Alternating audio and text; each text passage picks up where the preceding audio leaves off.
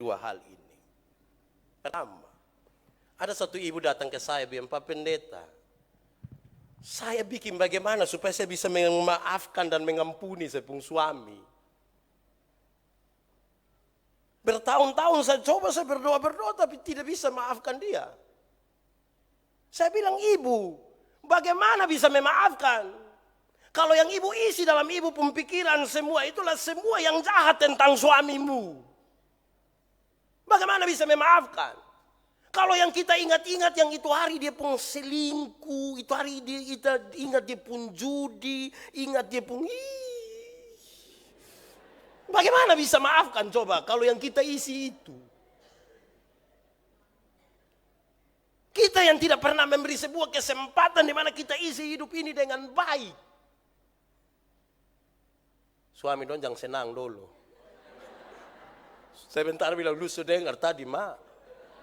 Yang pendeta, memang selalu lihat beta yang di bagian jelek sana. Jelek-jelek begini ada judi pembaik. Jangan begitu. Tapi bagaimana kita bisa mengampuni dan memberi kesempatan baru kalau yang kita isi dalam hidup ini hanya semua yang buruk tentang orang lain. Bagaimana saudara membangun hubungan yang hidup dengan Tuhan kalau saudara hanya berisi bahwa Tuhan itu tidak pernah memihak saya. Orang lain saya yang tidak kenal Tuhan, tidak tahu sakit, kaya, mereka punya segala macam. Saya, kalau itu yang diisi, kita tidak pernah menikmati itu. Yang hanya memberi dan tak harap kembali. Hari ini saya mau bilang di dalam nama Yesus. Rubah apa yang kita isi dalam kita punya pikiran dan perasaan. Tolong isilah yang baik. Bahwa kalau dia pernah salah, betul. Karena manusia berpotensi positif dan negatif. Kita nih orang satu salah juga tahun 1968. Tapi kita bawa sampai 1927. 2027. Benar bahwa dong pernah salah. Kalimat yang paling kasar saya ingin katakan, dan Anda pun pernah salah. Bukan dia saya yang salah, saudara juga salah. Saya juga salah. Tapi tolong isilah, daripada setiap kali itu orang ada kita bilang, Jalia begitu. Tahun 1967 tuh. Di Kupang ini dia pun kejahatan. Hai, biar dia baik sedikit dulu. Kedua, baru wisuda sekarang Unkris, Undana, mana-mana wisuda banyak-banyak. Saya diminta berkhotbah 1-2 kali di syukuran Unkris. Saya bilang begini, jangan terlalu percaya anak-anak dong yang menangis. Dong tidak pernah telepon dong pun orang tua selama kuliah. Telepon hanya ketika mereka kekurangan uang. Terus waktu mama kirim dong tidak telepon lagi. Terus mama telepon, kenapa kak sudah terima uang? Aduh sibuk. Tapi ketika dia mewakili mahasiswa untuk menyampaikan kata-kata, dia mulai dengan puisi. Terus dia mulai, jangan percaya. Jangan percaya. Dia bikin saya itu. Lihat orang banyak kan dia pura-pura sayang orang tua. Duit anak baik. Omong kosong. Tolong kasih kesempatan kita bukan adalah masuk sekolah dan waktu wisuda, bukan.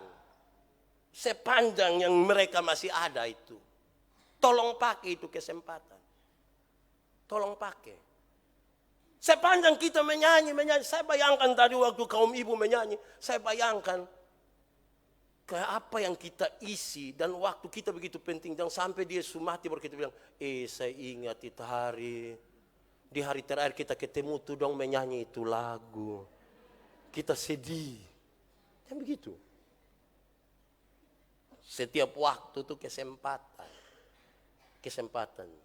Nah, saudara-saudara, menyangkut dengan kesempatan itu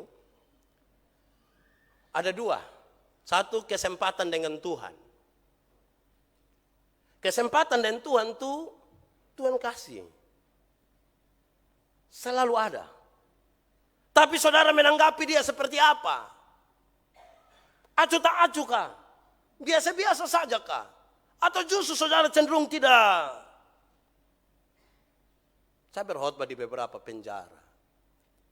Saya bilang kepada ini orang, Tuhan tidak mau melihat saudara ada di sini. Tuhan tidak suka. Tapi saudara lupa, ketika masih sibuk, saudara tidak ingat Tuhan. Nanti ketika semua orang meninggalkan Anda, baru Anda tahu bahwa Tuhan sementara menunggu. Kesempatan dengan Tuhan itu ada. Karena itu berhenti menyalahkan dirimu sendiri. Berhenti. Ada banyak orang yang cenderung bikin diri salah terus sepanjang hari, sepanjang masa, sepanjang waktu hidupnya. Dan kemudian dia tidak pernah bangkit lagi karena hubungan dia dengan Tuhan rusak. Kita pernah gagal di masa lalu. Tapi terus bangun hidup yang baik dengan Tuhan. Jangan berhenti, kan kesempatan itu Tuhan. Kenapa Anda hidup? Karena itu kesempatan dengan Tuhan. Orang lain menolak saudara, Tuhan tidak menolak. Selesai. Karena itu, pakai kesempatan ini dengan baik. Ada kesalahan di masa lalu, di mana kita tutup-tutupi. Kita rindu orang tidak tahu, tapi Tuhan tahu. Hubungan dengan Tuhan itu penting. Tadi kita menyanyi lagu pengakuan dosa. Meskipun ku saya kalau menyanyi pelan bagus. Berulang kali, tapi Tuhan kasih kesempatan. Jangan terus tuduh diri salah. Kejahatan paling besar dalam diri kita adalah selalu menyalahkan diri sendiri. Kenapa saya orang Timor Lihat itu. Nanti kau sun bikin. Kenapa saya pemuka begini? Tapi dia begitu. Kenapa saya hidung begini? Jangan kasih salah diri. Dengan Tuhan tuh bangun hidup yang lebih enak. Saudara akan menikmati sesuatu dan saudara mulai merasa Tuhan begitu penting. Saudara, Yesus bilang begini. Berbahagialah orang yang lapar dan haus akan kebenaran. Karena dia akan dipuaskan. Kenapa lapar? Yesus pakai kata lapar untuk menunjukkan bahwa lapar itu tidak ada yang perintah kita cari sendiri. Haus tidak ada yang suruh kita cari sendiri. Dan kalau kebenaran itu kita lakukan seperti lapar dan haus yang tanpa diperintah, saudara dipuaskan. Ada banyak orang tidak semangat bergereja. Ada banyak orang berdoa dulu, sekarang sudah berhenti berdoa. Dulu dong rajin ikut komisi-komisi, sekarang berhenti. Kenapa? Karena ada orang tidak puas di dalam dirinya. Kalau saudara rindu puas, lakukanlah kebenaran itu seperti lapar dan haus. Anda dipuaskan. Saudara lihat kalau orang tidak puas tuh, tidak puas apa sah? Ada sah dia hidup.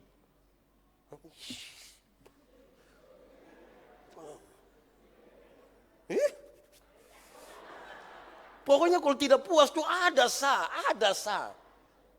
Nah kalau ada yang tidak puas tuh kelihatan. Saya tidak bisa tahu, tapi Tuhan tahu. Dipuaskan kalau kebenaran itu saudara lakukan seperti lapar. Dan kebenaran yang paling utama adalah bangun hubungan yang baik dengan Tuhan. Saudara dipuaskan. Nanti kalau tidak kita duduk di sini rasa semua ada yang tidak beres. Pernah rasa begitu? Diam dia pun maksud apa? Tidak puas itu. Dan dengan Tuhan bangunlah hubungan itu. Ini kesempatan. Kadang-kadang saudara sama seperti Yudas. Yang bikin kita tambah terpuruk tuh kawan-kawan dan tetangga. Banyak orang datang kau dengar kita pun cerita dong sengaja ikut menangis tuh dan terlalu percaya. Dorang hanya penasaran dan kita pun cerita. Terus keluar dong mulai babisi kasih tahu bilang.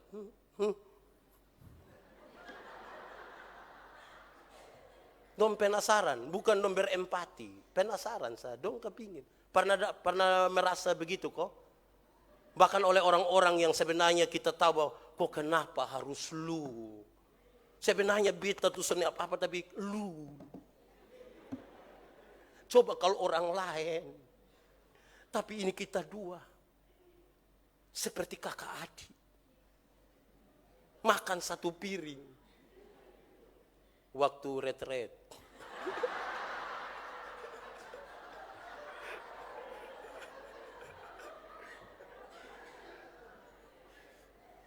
Dengan Tuhan. Itu pertama. Kedua, kesempatan dengan manusia. Dari tadi kesempatan dengan Tuhan, selalu diberikan kesempatan. Tapi yang kedua, kesempatan dengan manusia. Hai, manusia yang kita jengkel dong, itu dong masih tetap hidup. Iya, coba bayangkan di kita pun kiri kanan tuh ada orang yang kita tidak suka kok tidak. Sekarang ini. Jangan yang di depan Mereka masih hidup. Selesaikanlah sebelum keluar dari ini ruang kebaktian. Sebab di luar saya tidak jamin apa yang terjadi. Selesaikan hari ini. Selesaikan. Dengan manusia. Supaya senyum kita tulus. Supaya salam kita tulus. Sebab sekarang mulai nyata tidak semua salam tulus. Salam.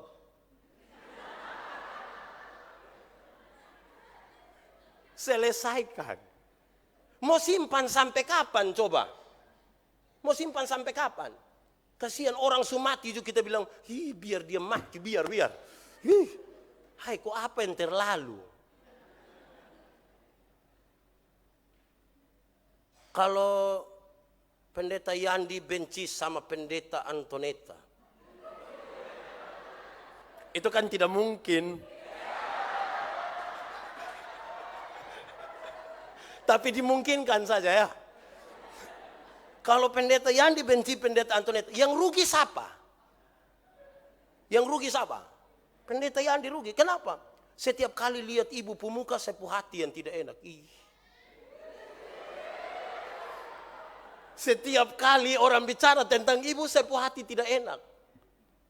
Kesempatan ini perbaiki hubungan itu. Waktu kita melihat yang,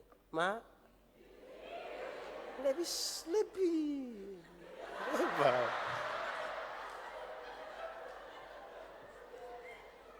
Kesempatan dengan manusia. Dia mungkin kakak adik kita. Tolong lihat kita pun kakak adik dong hubungan lah, tolong. Bayangkan jangan sampai kita ada andil dari itu. Tolong ingat tadi kalimat bijak itu. Yang Tuhan kasih pertama kali bukan harta warisan. Bukan barang. Tapi kesempatan. Lalu apa yang paling sulit? Yang paling sulit itu sederhana. Yang paling sulit adalah kita merendahkan diri untuk menyambut orang lain. Yang paling sulit adalah kita berkata jujur kepada orang lain. Kita ini mau kasih tahu sesuatu untuk kepentingan yang baik, susah. Susah. Contoh, kalau lihat ada orang, teman, lihat kiri kanan, ada yang punya kotoran sedikit di hidung. Kita mau omong ke karmana kok Kayak bilang, tapi herannya kita bisa kasih tahu orang lain. Di dia kita tidak kasih tahu, kita kasih tahu orang lain. Kasih tahu dia, jangan kasih tahu orang lain. Iya bilang,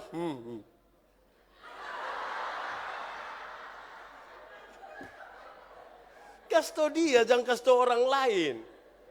Maka rumusnya begini, bicaralah dengan, jangan bicara tentang. tentang. Bicaralah dengan Aciliani, jangan bicara tentang Aciliani. Bicaralah dengan mama mantu, jangan bicara tentang mama mantu. Dia doa kas mati kita. Dan dia, ma, po, co jujur dong. Beta kurang apa? Sampai kau beta tidak diterima begini nih.